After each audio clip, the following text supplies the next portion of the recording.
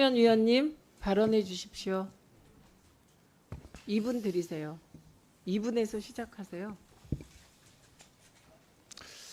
정보 민원이냐 정보 유출이냐 백보양보에서 두 가지 성격이 다 있다 하더라도 그건 우리 존경하는 최영두 간사님 말씀대로 수사기관이 정정당당하게 공정하게 밝히면 될 일인데 왜 두 가지 성격이 있다고 주장되어지는 사안을 가지고 경찰은 왜 한쪽만 탄압하듯이 수사를 하는가? 그것도 그 대상자가 방심이 직원들입니다. 왜 그럴까요? 그걸 모르는 국민이 있겠습니까? 이 청부 민원이라고 불리는 사건의 개요는 우리 여당 의원님들이 누구보다 다 잘 알고 계십니다. 유일임 방심 위원장의 친동생과 친처제와 친아들과 친조카와 그 친동생이 관련된 기관의 사람들과 유일임 위원장이 거쳐간 조직들 경주엑스포, YTN, 미디어연대 등에 종사하는 사람들이 왜 그 열흘 남짓한 특정 기간에 그렇게 집중적으로 한 가지 사안을 심지어는 민원 신청서 그 문구까지 복붙해 가면서 민원 제기를 했는가? 그리고 그 제기된 민원의 심의에 왜 유일임 위원장이 참여했는가?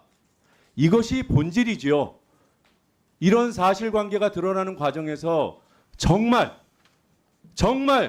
정보 유출이라는 역시 용인할 수 없는 일이 있었다면 그건 그대로 수사하면 될 일이지만 왜 문제의 시작에 대해서 대한민국 경찰은 대한민국 수사기관은 대한민국 국회는 왜 눈을 감고 있습니까? 그걸 규명하자고 여기 모인 이 명분을 논거를 우리 의원님들 정말 모르십니까? 그게 부족해서 저분들 고발까지 했습니까? 여당이. 네, 박정훈 위원님 발언해 주십시오. 예, 박정훈입니다. 이 2019년 2월에 김태우 그 문재인 정부의 청와대 특감반원이 조국 당시 민정수석이 유재수 씨에 대한 감찰 무마한 내용을 공익 제보를 합니다.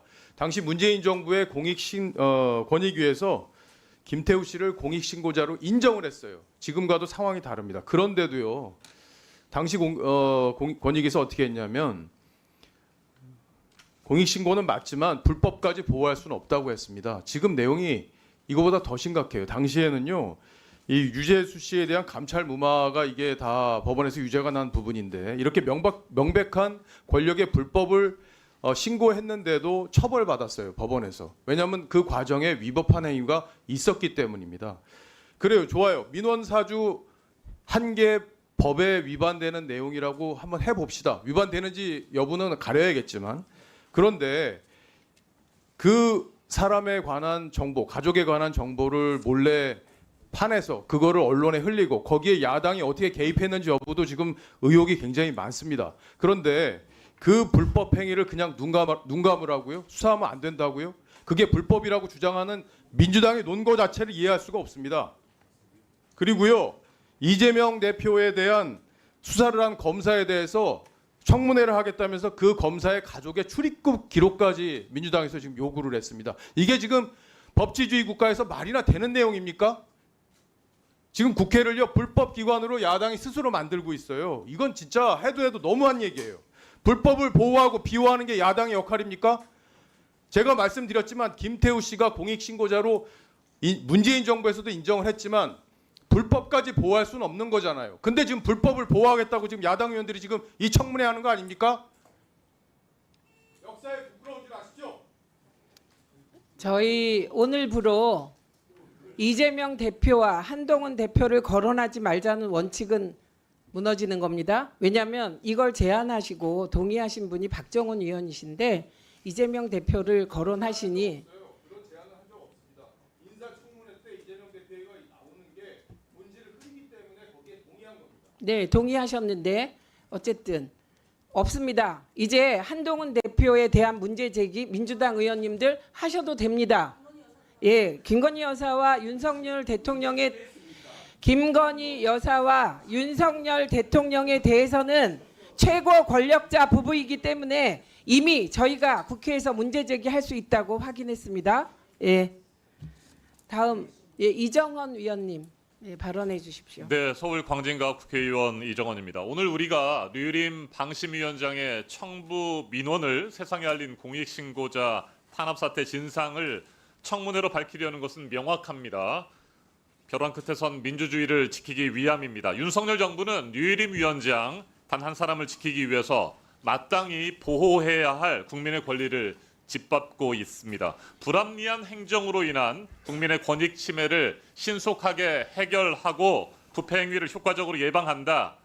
국민권익위원회 홈페이지에 적혀있는 위원회 소개 문구입니다. 그런데 지금의 권익위원회는 오히려 불합리한 행정을 신속하게 밀어붙이기 위해 국민의 권익 침해에 앞장서고 있습니다. 부패 행위를 효과적으로 방관하기 위해서 최선을 다하고 있는 모습입니다. 권익위원회는 공익신고자를 보호할 수 있는 국내 유일의 기관인데도 제 역할을 하지 못하고 있습니다.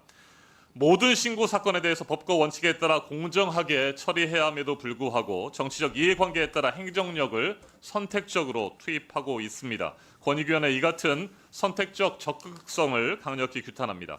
지금 제가 손에 들고 있는 이것은 저희 의원실이 지난 7월 국민권익위원회 요구에서 받은 자료에 대한 답변입니다. 역대 이해충돌 방지법 위반 여부 처리 안건 목록을 제출해달라고 요구했더니 제출하기 어렵다고 답변한 것인데 그 이유가 도대체 무엇인지 살펴봤습니다. 사건과 관련한 내용이나 자료 등은 비밀 누설 금지, 신고자 보호 등을 위해서 제출하기 어렵다라고 했고요. 그러면서 공익신고자 보호법을 근거로 갖다 붙였습니다.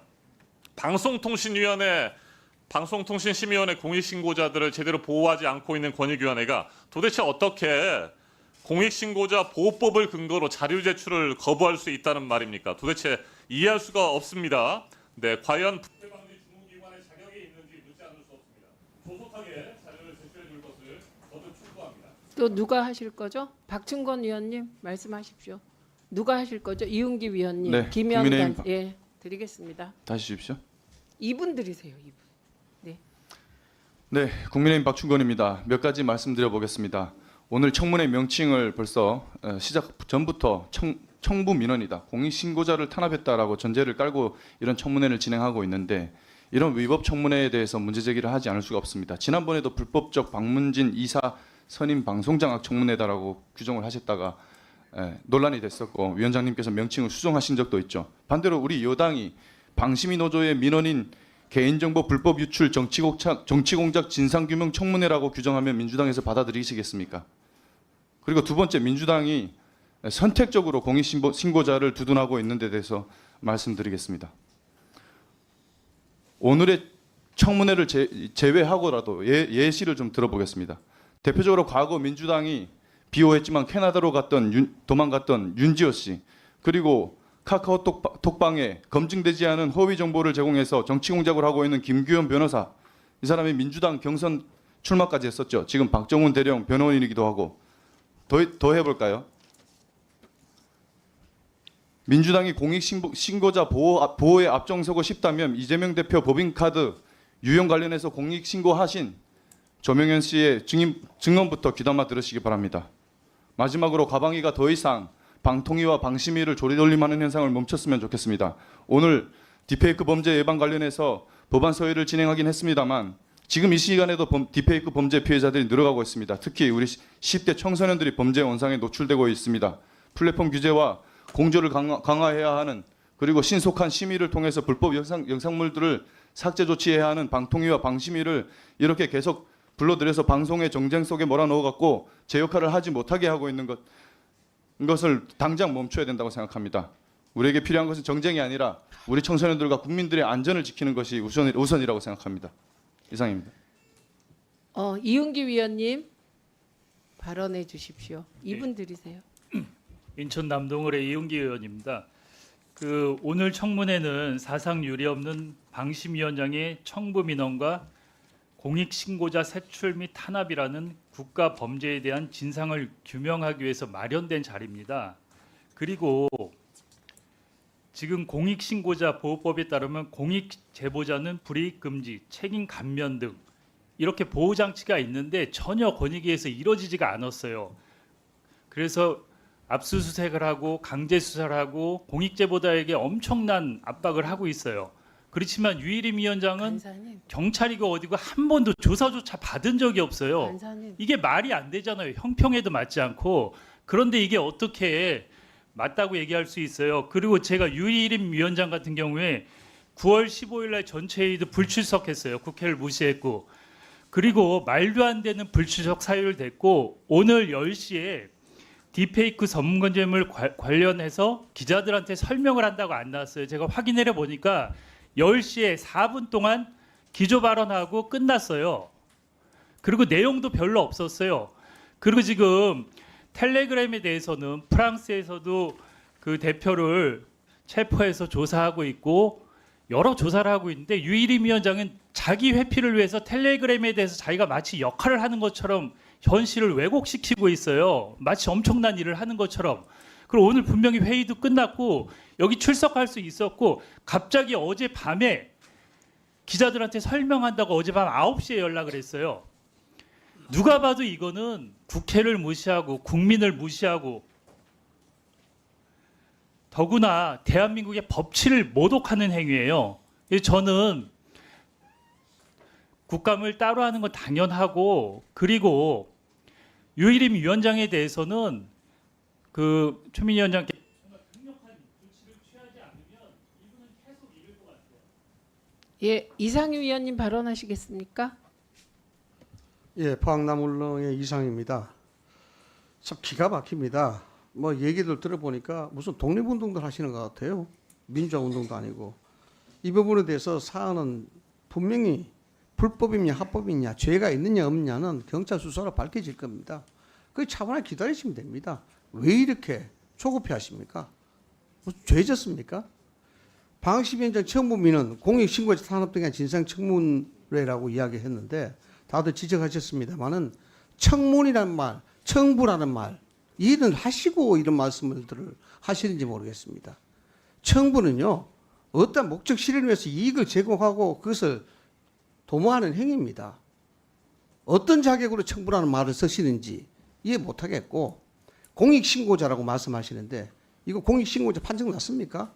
나 잘 모르겠습니다. 이 부분에 대해서도 좀 그렇고요. 뭐 마땅히 보호해야 될 권리 좋은 말씀입니다.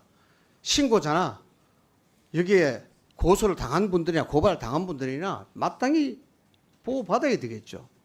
그러나 일반인이 접할 수 없는 정보들을 가지고 어떤 특정 세력인지는 모르겠습니다만 같이 해서 이 부분이 청부 민원이라고 이야기하고 그런 분들에 대한 그 정보의 출처 또 그 민원을 제기한 사람 그럼 그분들은 대한민국 국민 아닙니까? 그분들도 마땅히 받아야 될 권리 아니겠습니까? 보호받아야 되지 않겠습니까? 그것까지 생각하셔야죠. 말씀드렸습니다마는 이상하지 않습니까? 방심의 민원 제기에 대한 부분들은 간단하게 인적사항이 기록이 됩니다. 그런데 누구도 근접하지 못할 정보들을 가지고 있어요.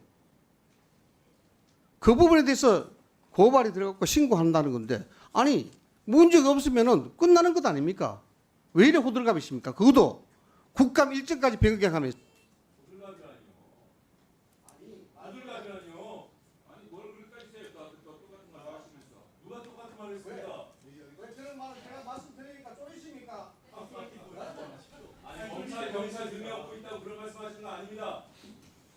예, 더 하시겠어요? 자,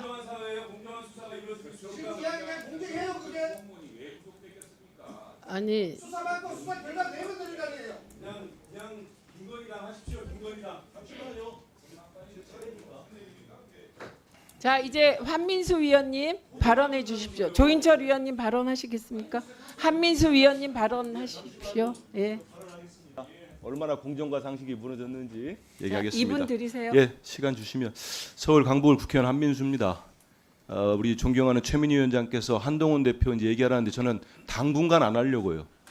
대통령도 한 번도 못 만나는 독대 못하는 집권당 대표를 뭘 거론합니까? 거론할 가치가 있어 거론하죠. 당분간 거론하지 않겠습니다.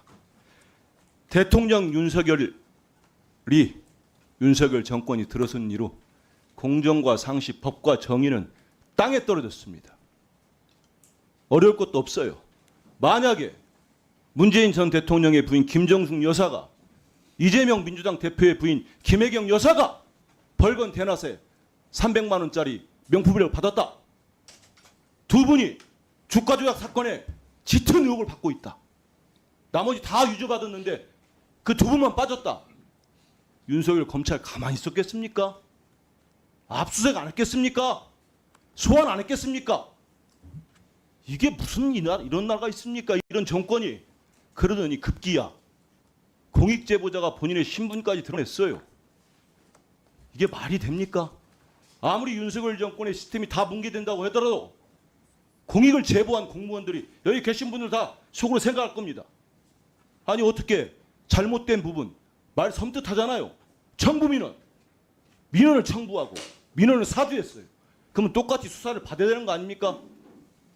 한쪽은 수사를 안 합니다. 이제는 공익제보자가 본인들 신분까지 당당히 드러냈으니 류일임 위원장 수사 받아야죠. 그런데 말입니다.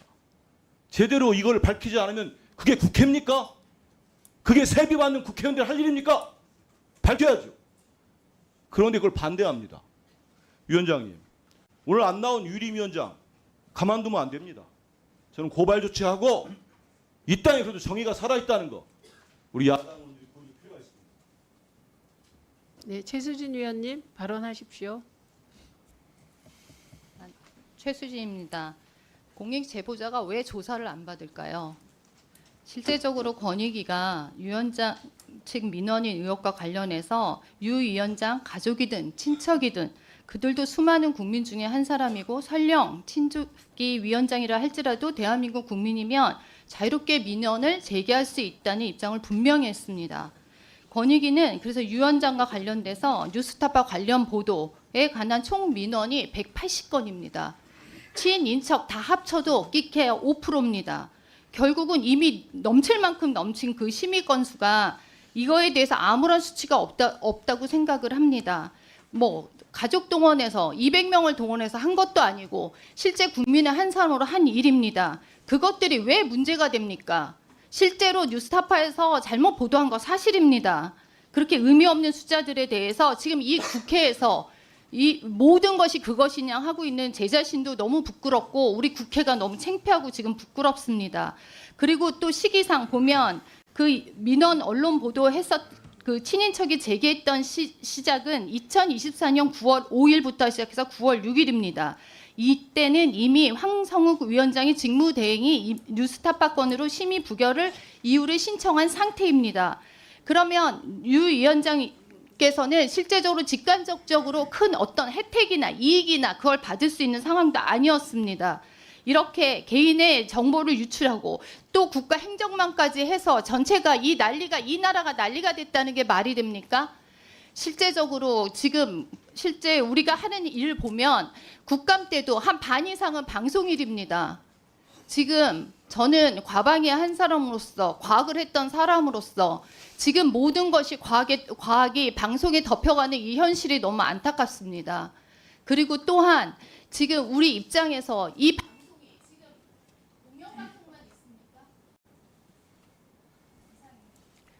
제가 여야 위원들께서 다소 격한 감정적 발언해도 제지하지 않습니다. 그러나 팩트 체크는 하겠습니다.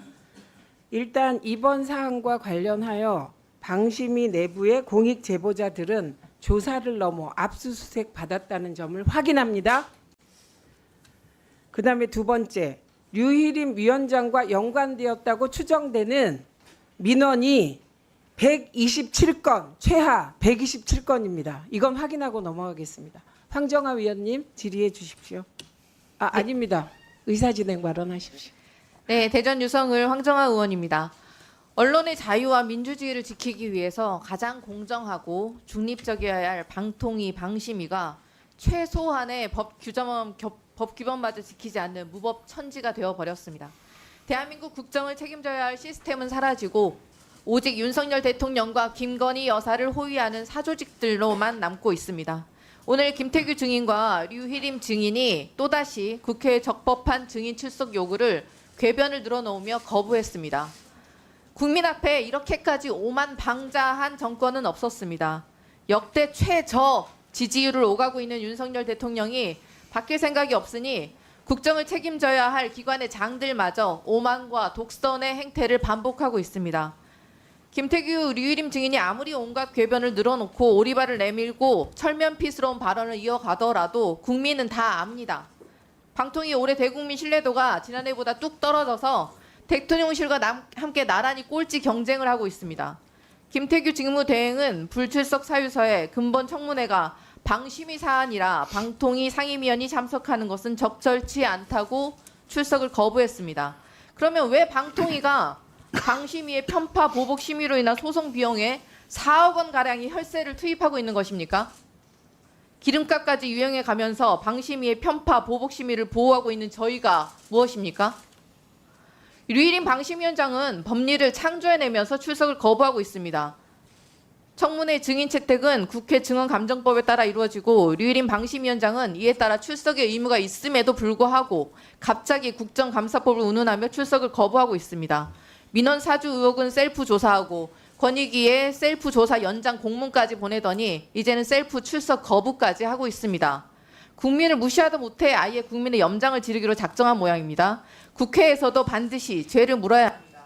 검찰이 반드시 수사를 안 하더라도 반드시 고발 조치 이루어져야 합니다. 예, 알겠습니다. 이혜민 위원님. 네. 그럼 김현 간사님 발언해